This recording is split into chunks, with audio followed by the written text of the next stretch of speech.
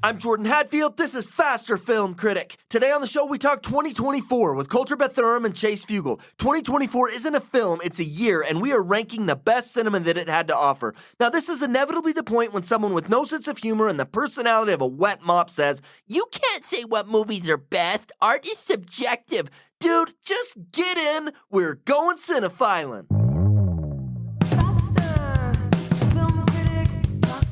Guys, how are we doing today? Oh, yeah. Today's a very special day. Okay. I don't know if you know. Oh, but probably it's not. the anniversary of something very important. The loss of your virginity. Good guess. Oh, That was last week. Actually, that was last week, but that's not what we're talking about. We're talking about Once Upon a Time in Hollywood. 56 years ago today, February 8th, Rick Dalton realized he was a has-been. okay. There's our little trivia today. Yeah, there you go. Speaking of has-beens, let's talk about the worst movies of 2024. Oh, so many to choose from. Chase, what's yours, man? Francis Ford Coppola's Megalopolis. Oh, yeah. Wow, that one hurt to P.U. watch. Yeah. I was excited when I heard that he was pouring all of his money into it. I was like, okay, Yeah. this guy, he's shown that he's a brilliant visionary. And For sure. He's so passionate about this. Yeah. I can't wait to see what is it. And I still have no idea. And he'd been working on it for so long. Yeah. I mean, we have heard about this film for years and years and years and years, and for it to finally come to fruition. And he paid the vast majority of both its production and its marketing budget. Yeah. This was a true passion project. Yeah. Yeah. He got it made and then couldn't get it marketed. So then Yeah. he had to pour more in. Yeah. That one man. hurt. Sold his vineyard for this. His kids are pissed. I bet they are. Kolter, what would you say was the worst movie last year? Dude, the Ghostbusters Frozen Empire movie. I thought that movie was just a huge letdown. Unnecessary, as so many sequels, reboots, requels kind of tend to be these days. I hold the original Ghostbusters in such high regard. As I grew up, and you look at films differently when you watch them when you're 5 or 6 versus 18, 19 versus 30s or 40s. And it was the first kind of genre-bending, lightning in a bottle kind of original concept that it works on every single level. Frozen Empire was bad. And you're right, it hurts even worse because the original was so good. It is, man. So Yeah, I cried. my biggest disappointment of 2024 was Trap by M. Night Shyamalan Ding Dong. Oh, yeah. Dude, Trap was bad. The writing in this film was so bad all the way through. It was consistent impossibilities stacked one after the other for its entire runtime. It is so unintelligent. Yes. There's a scene at the end where they finally caught him and the SWAT team's there and the FBI's there. He's this huge criminal and they're walking him out to the paddy wagon, right? And he's not even in handcuffs behind his back. He's in chains. He's got handcuffs on, but his hands are in front of him and he's able to move. They're walking him out and he turns to the SWAT team and he's like, "Can you just give me a moment?" And then he starts walking over to the bicycle and they're all like, let go of him and watch him walk over to the bicycle, and he sits down and he's caressing the seat with one hand. He somehow breaks off a spoke with the other hand, and all the cops are right there with their guns pointed at him. And then he stands up and just they continue. It is so bad. It is so unintelligent. It's that over All and the way over the through. whole, All the way through. I thought this film was terrible. It was the worst film of last year, in my opinion. You can tell that M. Night Shyamalan thought this guy was so slick and so cool, and it's so embarrassing to see it. Yeah, embarrassing is a great word. It is stupid and insulting throughout. Yeah, I really did not like this film. I thought it was terrible. But enough negativity. Let's move on to the best films of 2024. Before we name our top 5, are there any honorable mentions? Any films that didn't make your top 5 that you want to talk about? I want to talk about Long Legs. Okay. All right.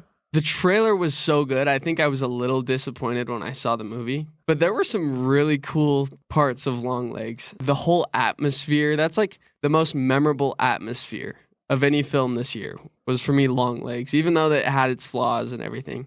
I agree. It wasn't perfect, but it made my top 10. Okay, yeah. So I definitely think atmospherically it was amazing. Yeah. And then my second honorable mention, not very far off from Long Legs, Steven Soderbergh's Presence. Which Okay. some really cringy dialogue in there for sure. It was so fun to see him try this different format, this different way of telling a story, and to see a haunted house film from the perspective of a ghost is so weird. And I'm so glad it got made.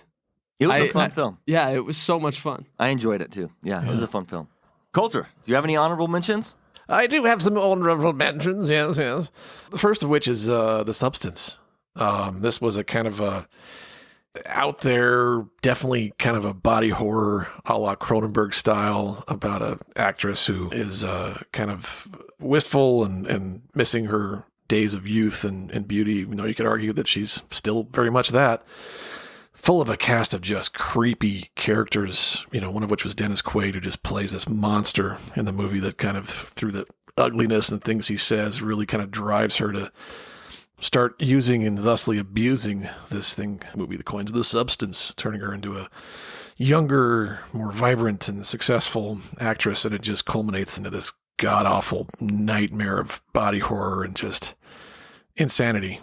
With practical effects, man. I mean, there's some like notes of the thing in there. We need some more of that. Yeah. Yeah. Just really disturbing and effective and awesome performance by Demi Moore. It was good to see her back on the big screen, man. So that was one. The other is, you guys are going to love this.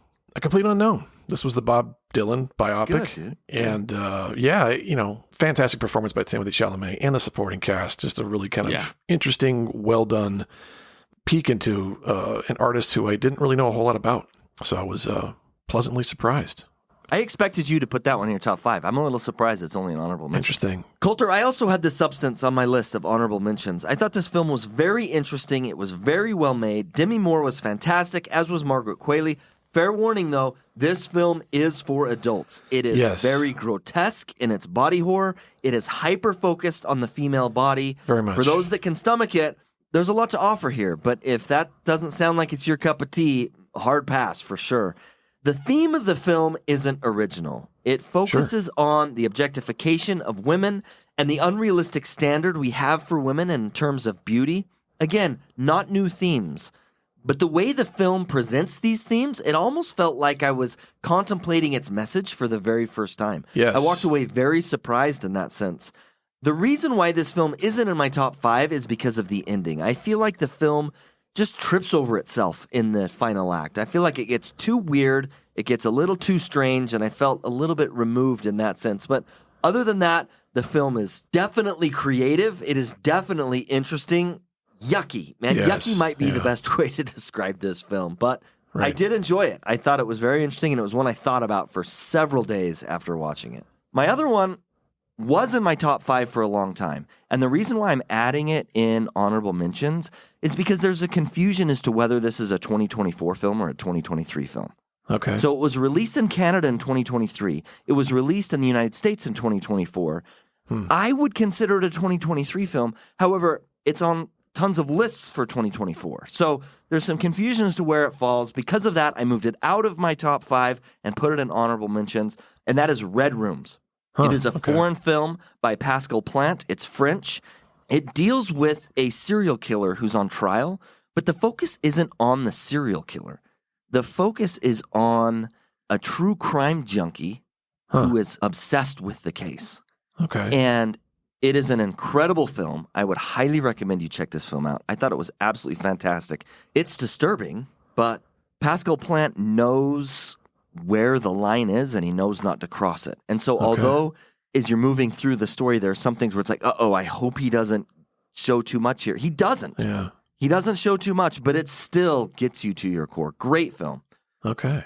Guys, let's talk our top 5 from 2024. All right. We'll start from 5 and work our way up to 1. Chase, what was your 5th favorite movie of last year? Speak No Evil. Oh, good. Oh, interesting. Okay. Yeah. All right. There were some questionable character motivations near the end, particularly. But, I mean, I'd say even throughout the whole movie, there were some really interesting things explored.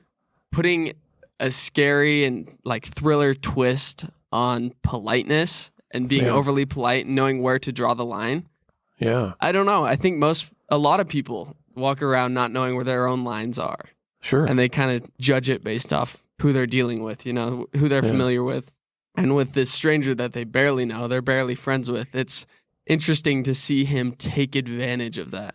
Right. And it's a really scary portrayal of power dynamics. And I think James McAvoy gave an amazing performance. I can't give him enough praise for this film. Although I have a greater appreciation for the foreign film of the same name, the original. Yeah. I did really like this film too. So great. My fifth favorite film of the year of 2024. At one point in time, I was a bit of a Marvel junkie. It was nice to see a little bit of return to form. If this movie wasn't necessarily great on plot, but I went into it because I like the characters. What I expected was what I got. That movie was Deadpool and Wolverine, so don't make fun of me. Deadpool and Wolverine, dude. A lot of people love that movie. Well, you go into it for the crude humor. You go into it for the comedic stylings of Ryan Reynolds, and I love Wolverine, man. I've loved the comics since I was a kid, and while this is not the best cinematic iteration of the character of Wolverine, that clearly is Logan. But it was exactly what I expected, and it was what I wanted, which was a nice escape. I think the chemistry that naturally exists between Ryan Reynolds and Hugh Jackman in real life lent itself extremely well to their dynamic on screen. And it was just that. It was fun. It wasn't exactly the strongest plot in the world, but it was nice to see a little bit of entertainment value and entertainment factors kind of come back. And yeah, I really I had fun with this one. It was a nice little escape. My fifth favorite of the year is Civil War by Alex Garland. Wow. Okay. I thought this film was incredibly shot. It was very bleak. There really isn't a moral sinner.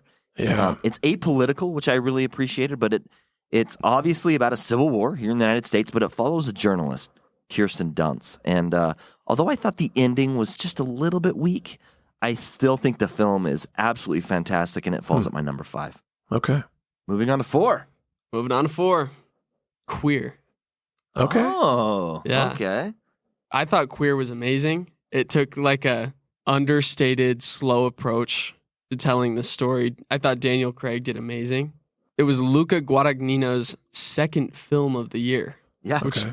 Crazy. 2 films in 1 year. Yeah. Challengers being his first. And by the way, I'm still pissed that Challengers wasn't nominated for an Oscar for original score. Fantastic. Yeah. Shout out to Trent Reznor and Atticus Ross. Love those dudes. I mean, For they sure. did the sound for this one too, and I think it needs more recognition. I think Challengers should have gotten a nomination, and even then, Challengers overshadows this film and sound for sure. Yeah. Underappreciated. It was really interesting. Not like anything I've seen before. We follow Lee as he navigates his life in 1950s Mexico, being an older homosexual man, and I loved it. I loved that I haven't seen anything like it, that it's kind of pushing boundaries, and it has some themes of like sexual exploration and loneliness, isolation, alienation. And I think a lot of those are touchy subjects, and it was really cool to see it on the screen. It was a great film. Yeah. My number 4, this was a movie that kind of slid under the radar and didn't get a lot of, I don't think, love or recognition either, but Late Night with the Devil. Oh, yeah. Yeah, so there's How have we not talked about this movie? I don't know, man. So I'm sure we'd all agree that there's way too many found footage style movies out there, Yeah. and very few of them that are done well. And this was the first movie that we've seen David Dastmalchian in tons of other stuff. He was largely a character actor, and this is his kind of shot at playing a lead in a movie, and he does not disappoint. There's this really cool dynamic. He's playing this kind of late night talk show, and we get to see this persona on camera and off camera, and he's up against Carson in the ratings, and the movie is basically about kind of bringing on these guests. They're exploring this, supernatural elements, and then it slowly unravels. The ending could, you could take it or leave it. It gets a little crazy towards the ending, but it's a fresh take on a tired trope that really works largely due to David's performance in this, and it was a nice surprise. Loved it. Fun film. Man, I thought it was a fun film. My number 4 is Anora by Sean Baker. Yes. Now, this is another film that is for adults only. Sure. Mikey Madsen plays a sex worker in this film, and the first quarter of the film gets a little racy, but then the movie takes a turn, and there's a lot to appreciate about this film. It's kind of an anti-Cinderella story. Okay. I think Sean Baker is a tremendous filmmaker. If you're unfamiliar with his work, check it out. He also did The Florida Project, which is a movie I absolutely loved. He's very good at telling stories about humans that get themselves into problems due to their own weaknesses, their own bad decisions, and the circumstances around them. This is also true with Anora. But I did think this film was great. It comes in at number 4 for me for 2024. All right. Okay. My number 3 is Conclave. Conclave. Right. Yeah. Sure. Yeah, Love me some Conclave. Conclave was great. I wasn't expecting it to be, maybe I wasn't expecting to like it as much as I did.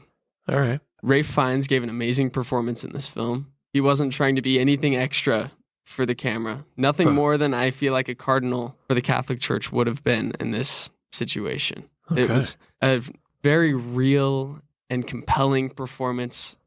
And so was the story. The story was nothing super spectacular or thrilling. It's pretty dialogue driven and very strong with its message.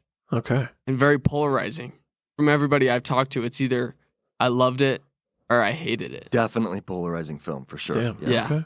So my number 3, and one that I feel like was a shame. This movie did not do very well at the box office at all. It was kind of mismarketed as kind of a girl boss movie at a time when audiences, I think, are growing weary of that trope. And that's Furiosa, man. Like, it's a shame because Anya Taylor-Joy, I think I've not known her to pick a project that was subpar.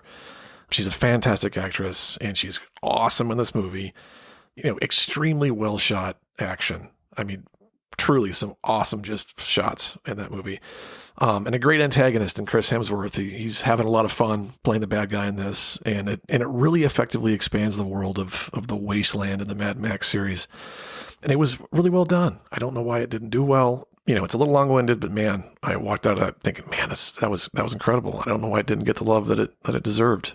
I think it didn't get the love that it deserved because Fury Road was so impressive. Sure. It didn't feel as new and as fresh, but I love Furiosa as well. It also made my top 10. I really like this movie. Cool. My number 3 for the year is September 5, directed by Tim Fielbaum. September 5 is a movie for everyone over the age of 13. This film is absolutely fantastic. It is a historical thriller about a terrorist attack in Munich, Germany on the Olympic Games in 1972.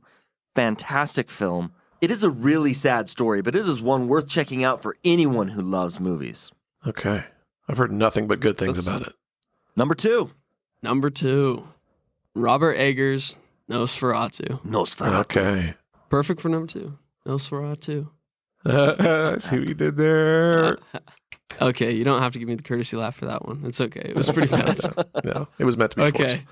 Nosferatu is great. Yeah. I was pretty disappointed with the 1922 Nosferatu. You were. If you listened to that episode, yeah. This one had everything that I wanted from that. And even more, it just beefed up the story in all the right ways, really nailed the atmosphere, and it still kind of had that black and white feel.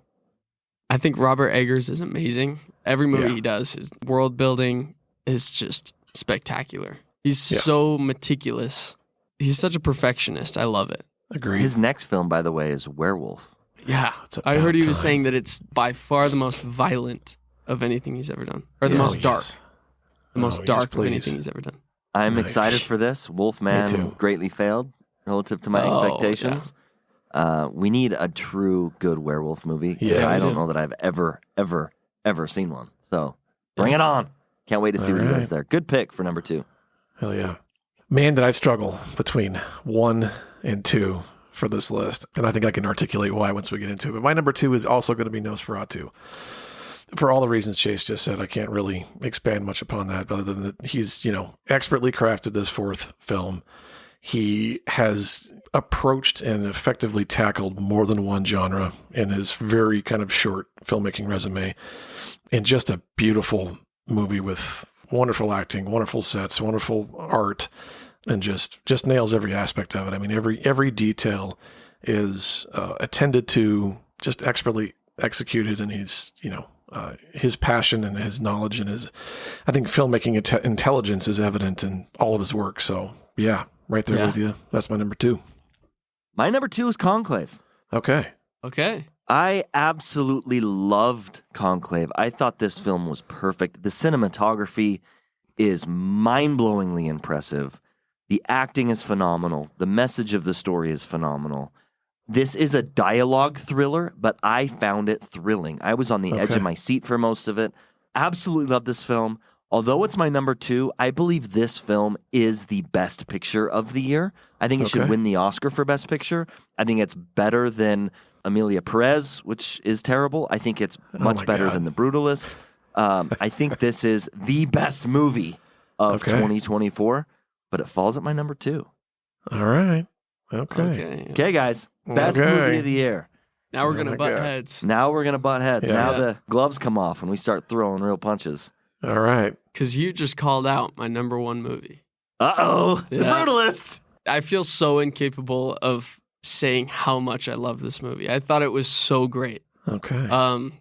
Adrian Brody, he plays the role of Laszlo Toth, who's he's a Jewish architect, and the film really explores the effects of post-war and so much more. But I thought Adrian Brody's performance in particular was absolutely amazing. There wasn't a single moment on the screen where it felt like I was watching Adrian Brody. Huh.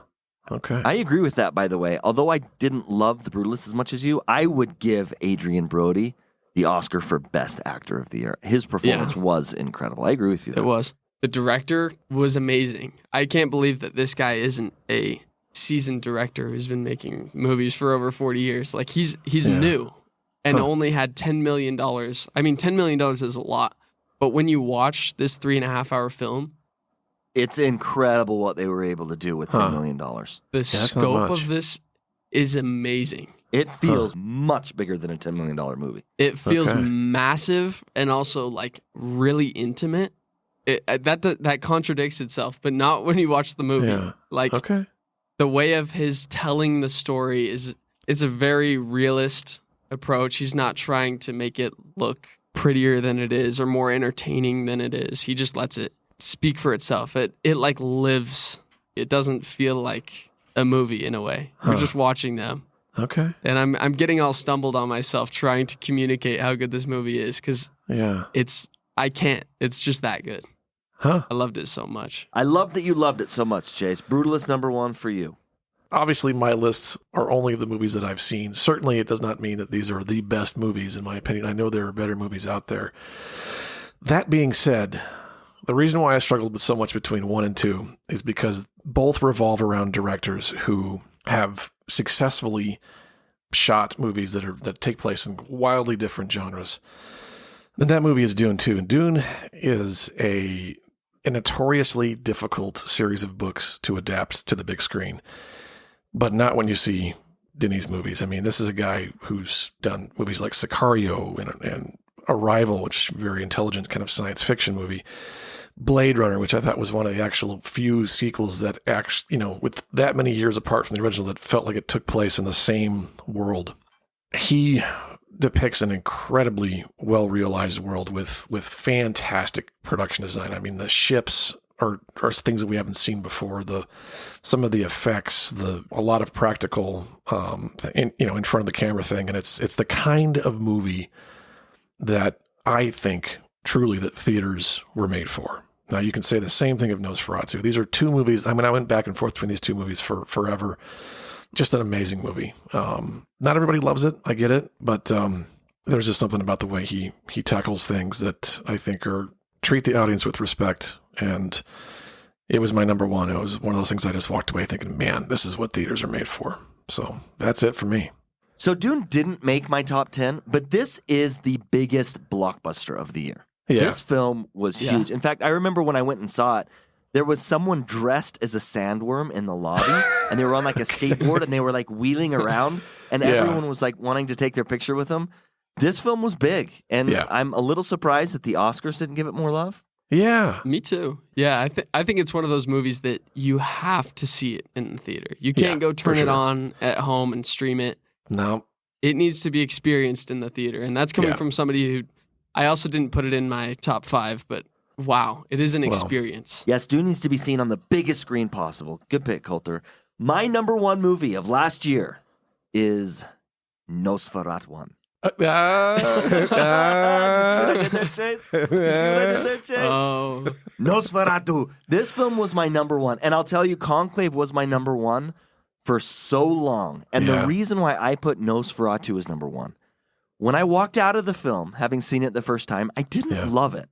But I could not quit thinking about it. Right. And I went and I saw it a second time, and I loved it and appreciated it even more the second time, and I still could not stop thinking about it. And so what did I do? I went and I read Dracula, and I watched like 10 other vampire movies. I don't even like vampires. I think vampires are kind of cheesy, and this film, it ingrained itself in me, and I just could not get enough. Okay. And for that reason, I have to give it number 1 of 2024. Hey, that's fair. I struggled with it, I too. thought this film was absolutely fantastic. Yes. It was dark. It was very dark. Yeah. But the story of a vampire is dark. Yes. And this is no Renfield. This is no Warm Bodies. Right. This is a true Nosferatu picture. Yes. You know? Yes. Absolutely loved it. That was my favorite of the year. Well, how about that? Yeah. There it is, guys. There it is. The best of 2024. If anyone disagrees with our top 5 lists, you're wrong, because our lists are objective, they're factual, and if you don't believe me, ask any other host on this podcast. Yeah. Yep, We're the best. I can confirm. Yep. Thank you for listening to Faster Film Critic, and please join us next week when we talk Captain America: Brave New World, directed by Julius Ona. God, I hope this film doesn't suck. Is anyone else getting sick of Marvel movies? You can also follow us on Letterboxd, Cinetrack, and Instagram. Email us at fasterfilmcritic@gmail.com. Hit us up with questions, comments, feedback, or review requests, and please share this episode with your movie-loving friends.